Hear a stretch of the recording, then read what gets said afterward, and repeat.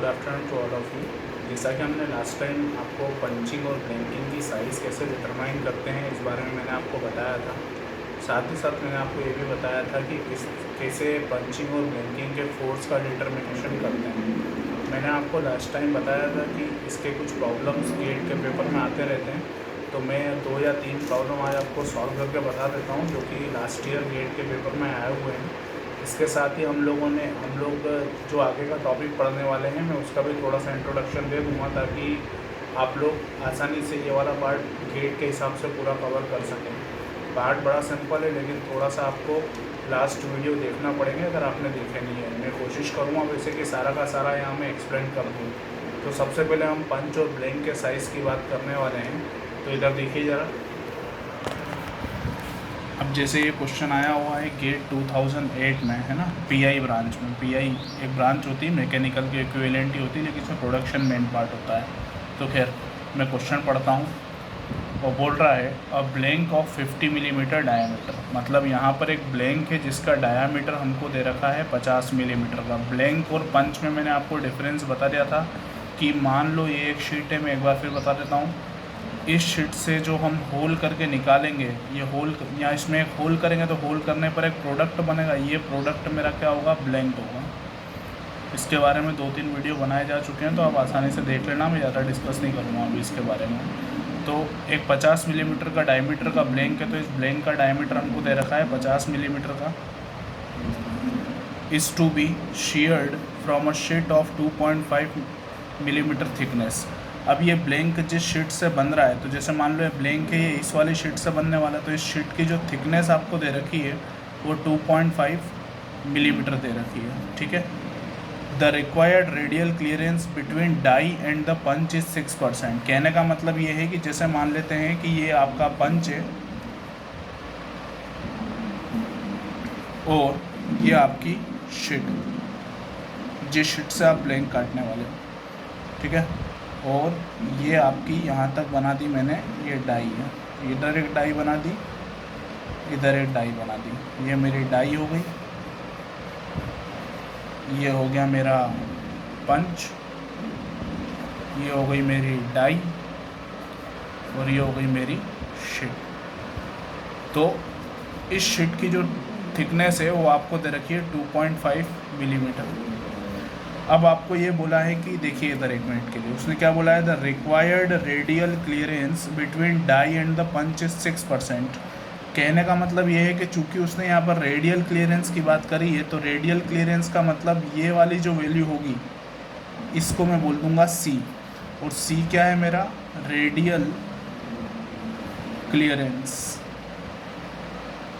तो इस radial clearance की वैल्यू कितनी दे रखी है, 6% ऑफ द शीट थिकनेस। कहने का मतलब ये है कि अगर मैं यहाँ पर C की वैल्यू निकालूंगा तो वो हो जाएगी 0.06 ऑफ T, क्योंकि उसने बोला है कि 6% है किसका, स्टील की थिकनेस का, तो ये हो जाएगा 0.06 इंटू T। तो अगर मैं रेडियल क्लियरेंस की बात करता हूँ तो रेडियल क्लियरेंस की वैल्यू हो जाएगी यहाँ पर 0.06 इंटू 2.5 क्यों लिया है, क्योंकि शीट की थिकनेस देखो 2.5 सेंटीमीटर है।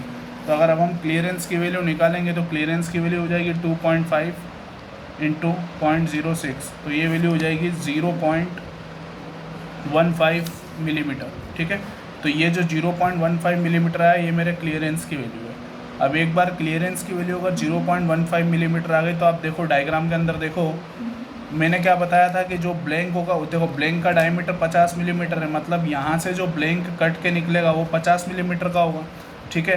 तो ये वाला वैल्यू तो हो जाएगा मेरा D = 50 मिलीमीटर, ठीक है, क्योंकि मैं ये चाहता हूँ 50 मिलीमीटर का ही ब्लैंक निकले, क्वेश्चन में भी यही बोला है।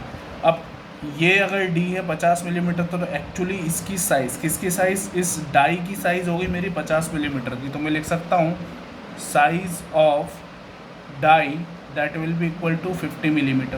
क्यों 50 मिलीमीटर, क्योंकि भैया इस डायमीटर का तो ब्लैंक मुझे रिक्वायर्ड है, लेकिन इस डायमीटर के ब्लैंक को काटना किससे, इस वाले पंच से काटना है। तो पंच का अगर तुम साइज़ देखोगे, देखना ज़रा ध्यान से, अगर ये पूरा 50 है, ये डायमीटर D है, तो ये पंच इससे C इधर छोटा है और इधर ही कितना है, C छोटा है। मतलब अगर मैं पंच की बात करूँगा तो ये कितना हो जाएगा,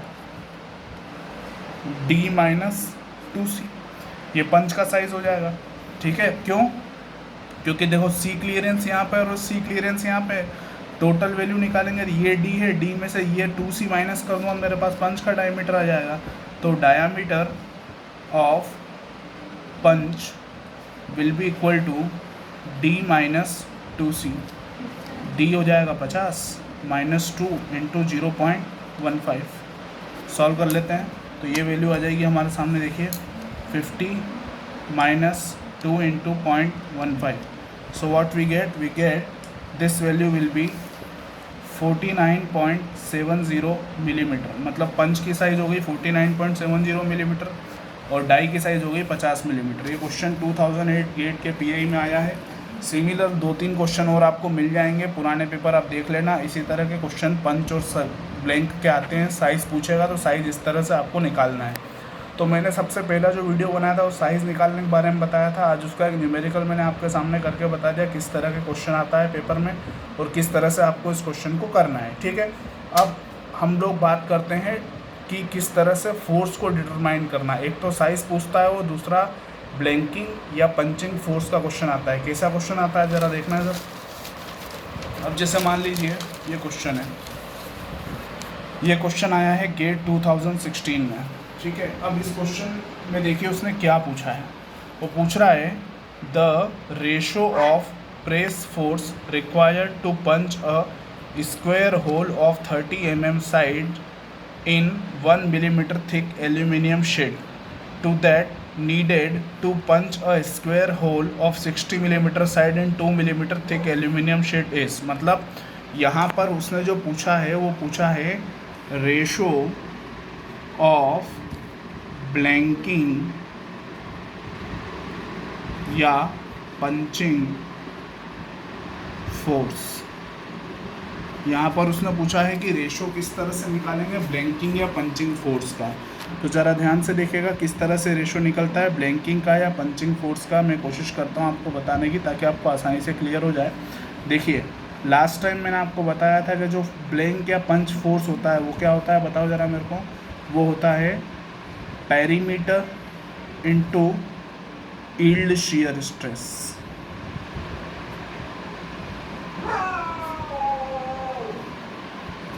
मैंने लास्ट टाइम वीडियो में बताया था कि यील्ड शियर स्ट्रेस इसलिए लेते हैं क्योंकि यहाँ पर जो फेल्यूर होने वाला है वो कौन सा फेल्यूर होगा। अगर मैं पंच या ब्लैंक की बात करता हूँ तो जो फेल्यूर होने वाला है वो शियर फेल्यूर होने वाला है। इसी के कारण हम लोग यहाँ पर यील्ड शियर स्ट्रेस की वैल्यू लेते हैं और ये क्या हो जाएगा, पेरीमीटर हो जाएगा। अब क्वेश्चन को सबसे पहले पढ़ते हैं। The ratio of punching force required to punch a square hole of 30 mm side. तो मतलब सबसे पहले तो आपने एक स्क्वायर होल बनाया, तो ये स्क्वायर होल बना लेते हैं अपन। इसकी साइज़ कितनी है, इसकी साइज़ है 30 मिलीमीटर की। चूँकि ये स्क्वायर है तो ये वाली साइज़ भी कितनी हो जाएगी इसकी, 30 मिलीमीटर की। इसकी थिकनेस मतलब कि T1 की वैल्यू मैं ले लेता हूँ 1 मिलीमीटर। मैं ले नहीं रहा हूँ, मुझे बोला है कि साइड इन अ 1 मिलीमीटर थिक एल्यूमिनियम शीट, ठीक है। तो ये वाली जो शीट है ये क्या है, एल्यूमिनियम शीट। तो सबसे पहले तो हम लोग बात करते हैं कि इसके पेरीमीटर को कैसे निकालेंगे। चूँकि ये स्क्वायर होल है तो स्क्वायर का पेरीमीटर में इसको P1 नाम दे देता हूँ। तो ये हो जाएगा 4 × 30, क्योंकि आप सबको पता है कि इसके पेरीमीटर को अगर निकालना है तो 30 का 4 में मल्टीप्लाई कर देंगे, that will be equal to 120 millimetre. ये वैल्यू हो गई पेरीमीटर की। थिकनेस T1 की वैल्यू आपको दे रखी है 1 मिलीमीटर की और ये कौन सी शीट है, एल्यूमिनियम की। तो मैं मान लेता हूँ tau YAL that will be equal to yield shear stress of aluminium. Clear, इसको मैंने yield shear stress of aluminium बोल दिया। आगे बढ़ते हैं। देखिए ये दो चीज़ें मेरे हिसाब से कोई प्रॉब्लम आपको देगी नहीं, इतना चीज क्लियर हो गया होगा। तो यहाँ पर अगर मैं फोर्स की वैल्यू निकालता हूँ पंचिंग या ब्लैंकिंग की, तो क्या होता है, perimeter into yield shear stress. Perimeter की वैल्यू कितनी हो गई 120, तो ये लिख देता हूँ मैं 120 इंटू, अच्छा यहाँ पे थिकनेस भी ऐड कर लेना है ना, मल्टीप्लाइड बाय टी की वैल्यू 1 मिलीमीटर हो जाएगी और यील्ड शियर स्ट्रेस तो मैं मान लेता हूँ टाउ AL है ये वैल्यू, ठीक है। ये मेरा सबसे पहला फोर्स आ गया, इसको मैं इक्वेशन नंबर 1 नाम दे देता हूँ। अब दूसरी बात करते हैं। देखो उसने क्या बोला है कि एक होल बनाना है 30 मिलीमीटर साइड का, जो कि स्क्वायर होल होगा और 1 मिलीमीटर की थिकनेस से बनेगा, मतलब शीट की थिकनेस से। तो ये मैं अपन ने उसके लिए जो फोर्स लगेगा वो वैल्यू यहाँ लिख दी। दूसरा उसने बोला है कि सिमिलर शीट से, उसने बोला ना, देखिए, to the needed to punch a square hole of 60 mm side and 2 millimetre thick aluminium sheet. मतलब दूसरी शीट भी एल्यूमिनियम की ही है, लेकिन अब इसमें जो होल बना है, that hole will be 40 millimetre, sorry 60 millimetre, ये वाला भी 60 मिलीमीटर हो जाएगा। और इसकी थिकनेस यानी कि T2 की वैल्यू देखो, थिकनेस कितनी दे रखी है 2 मिलीमीटर, तो ये थिकनेस की वैल्यू कितनी हो जाएगी 2 मिलीमीटर। क्लियर। तो देखो यहाँ पर अगर मैं F2 निकालूँ, मैं थोड़ा फास्ट करूँगा अब यहाँ, क्योंकि मैं ऑलरेडी बता चुका हूँ। अब यहाँ पर F2 क्या हो जाएगा, P2 into tau yield aluminium, क्योंकि ये वाली शीट भी काई की शीट है, एल्यूमिनियम शीट है ये वाली भी। अब चूंकि ये वाली शीट भी एल्यूमिनियम शीट है, तो यहाँ मैंने टाउ एल्यूमिनियम लिख दिया, इनटू ये T2 को लिया, T2 क्या हो जाएगी, थिकनेस हो जाएगी, यहाँ पे इसको T1 कर लेना। तो F2 विल बी P2। अब देखो अगर इस स्क्वायर का अगर मेरे को पेरीमीटर निकालना है, पेरे मैंने क्या करा 4 इंटू 30, तो अब मैं क्या कर दूँगा 4 इंटू 60। टाउ एल्यूमिनियम ऐसा कैसा है, और T2 की वैल्यू कितनी हो जाएगी 2 हो जाएगी। So this will be F2, this is 240, correct, this is 2 and this is tau aluminium. देखो अब तुमको F1 और F2 का रेशो निकालना है, तो रेशो ऑफ पंचिंग फोर्स और blanking force, this will be F1 upon F2, that means this is 120 into 1 into tau aluminium divided by 240 into 2 into tau aluminium। इससे ये कैंसिल हो जाएगा, ठीक है, इससे ये कैंसिल करा 2, तो मतलब कि F1 अपॉन F2 की वैल्यू कितनी होगी 1/4 या 0.25। This is your required answer. देखो क्वेश्चन बिल्कुल सिंपल था, जो लास्ट टाइम कॉन्सेप्ट बताया था उसी पे हो रहा है, लेकिन आपको ध्यान सिर्फ और सिर्फ ये रखना है कि हम लोग अगर जब भी पंचिंग या ब्लैंकिंग फोर्स निकालते हैं तो हम पेरीमीटर चाहिए, यील्ड शियर स्ट्रेस चाहिए और थिकनेस चाहिए। दोनों में चूंकि मटेरियल सेम था, इसलिए दोनों में यील्ड शियर स्ट्रेस की वैल्यू नहीं बदली है मैंने। देखो यहाँ कैंसिल हो गई है, इसकी 1 मिलीमीटर थिकनेस थी, इसकी 2 मिलीमीटर थिकनेस है, इसकी पेरीमीटर 120 ही थी और इसकी पेरीमीटर 240 है। ये बाकी आपके सामने सॉल्यूशन मैंने पूरा बता ही दिया है। ये 2 मार्क्स का क्वेश्चन था 2006 में, बिल्कुल बेसिक से ही चलना है और बेसिक टाइप पे ही क्वेश्चन आएंगे, लेकिन ये ज़रूरी है कि आपको कॉन्सेप्ट बिल्कुल क्लियर होना चाहिए। तो इस तरह से एक ब्लैंकिंग का प्रॉब्लम जो कि आया हुआ है गेट के पेपर में, मैंने आपको बता दिया। साइज़ के बारे में मैंने आपको बता दिया। अब एक क्वेश्चन और हम करते हैं लास्ट वाला, इसके बाद हम लोग इस वीडियो को ख़त्म करके और अगले टॉपिक पे चलते हैं, ठीक है। चलिए देखिए,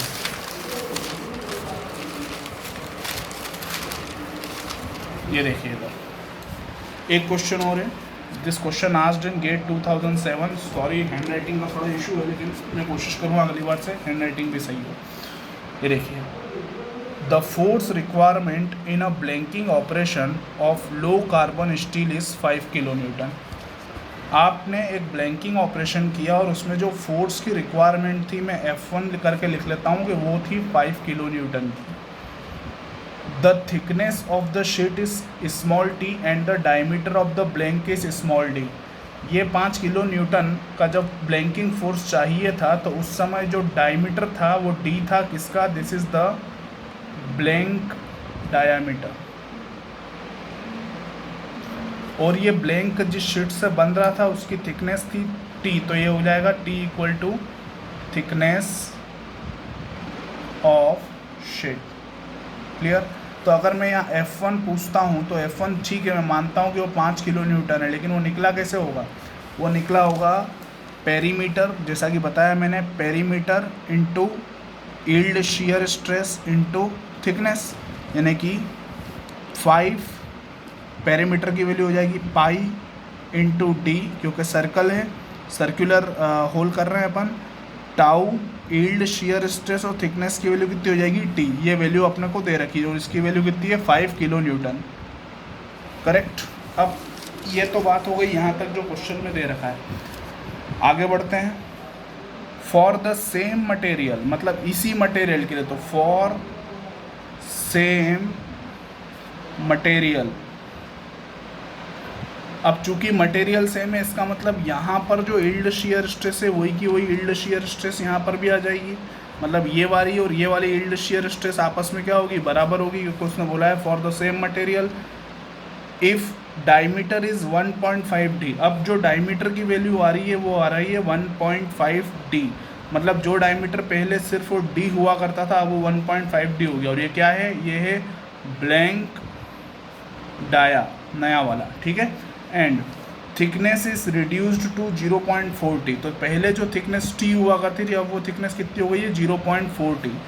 तो आपसे पूछ रहा है कि what is the new blanking force, तो अब आपसे पूछ रहा है F2 की वैल्यू, करेक्ट है। अब आपसे काय की वैल्यू पूछ रहा है, F2 की वैल्यू पूछ रहा है। अब आपसे काय की वैल्यू पूछ रहा है, F2 की वैल्यू पूछ रहा है।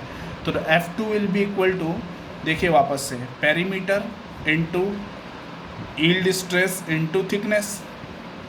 तो F2 equal to perimeter, perimeter की जगह कितना जाएगा पाई इंटू 1.5 d, क्योंकि डायमीटर की वैल्यू 1.5 है। Yield shear stress tau YS हो जाएगा, और थिकनेस की जगह कितना आ जाएगा 0.4 इंटू टी, करेक्ट। सॉल्व करते हैं थोड़ा सा इसको, तो देखिए ये हो जाएगा 1.5 into 0.4, so that will be equal to 0.6 into pi into D into tau YS into small T. ये अपनी वैल्यू आ गई काई की, F2 की, करेक्ट। अब हम कुछ नहीं करने वाले हैं, this is my equation number 1, this is my equation number 2, just divide it.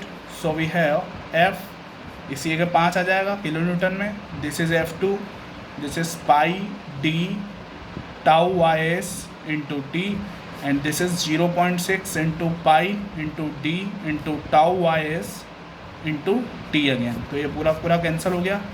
So F2 will be equal to 3 kilo Newton. This is your required answer. ये क्वेश्चन 2007 में 2 मार्क्स का आया था। उम्मीद है आपको क्लियर हो गया होगा। इसी के साथ हम अगला टॉपिक थोड़ी अगले वीडियो में शुरू करते हैं। धन्यवाद, जय हिंद।